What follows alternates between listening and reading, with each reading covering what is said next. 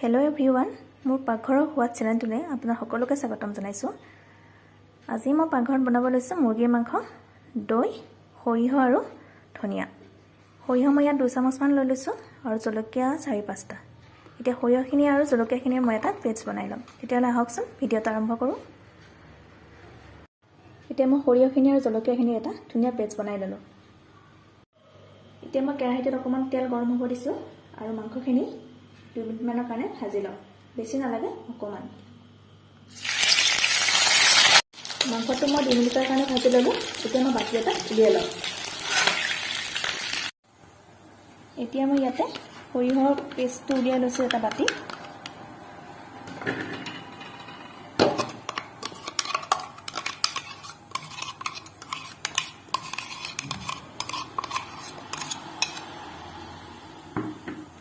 আৰু ইয়াত मैं 3 চামচ দৈ দি দিছোঁ। আপোনালোকৰ যদি মাংসটো বেছি হয় তেতিয়াহ'লে অলপ বেছিকৈ দিব।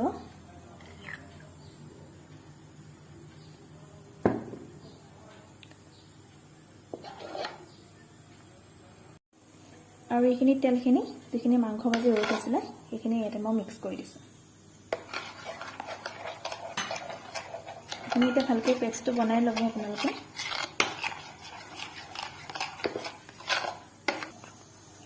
এতিয়া মই মাংসখিনি ইয়াতে দি দিছোঁ আৰু দি কিনে এইখিনি ধুনীয়াকৈ মিক্স কৰি লওঁ।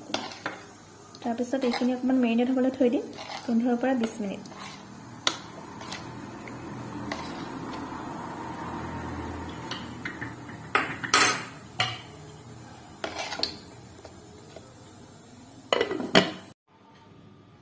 বিশ মিনিটৰ পিছত মই এইখিনি নিমখ অলপ দি ভালকৈ লৰাই লওঁ।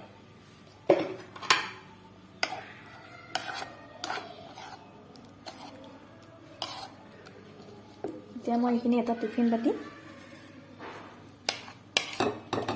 দি দিম।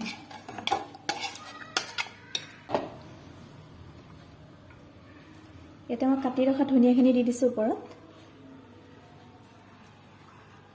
और जलकिया किटा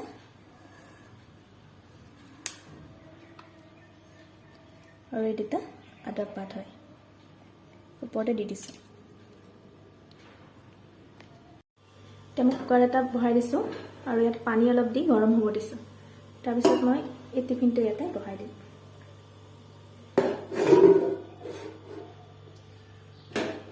কুকাৰৰ ঢাকনিটো হুইচেলটো খুলি লৈছোঁ।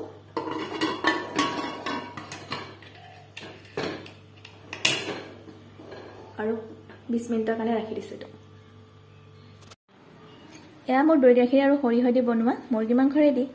আপোনালোকেও বনাই চাবচোন। और যদি মোৰ ৰেচিপিটো চাই ভাল পালে তেতিয়াহ'লে লাইক আৰু সাবস্ক্ৰাইব কৰি দিব। আজিলৈ বাই বাই।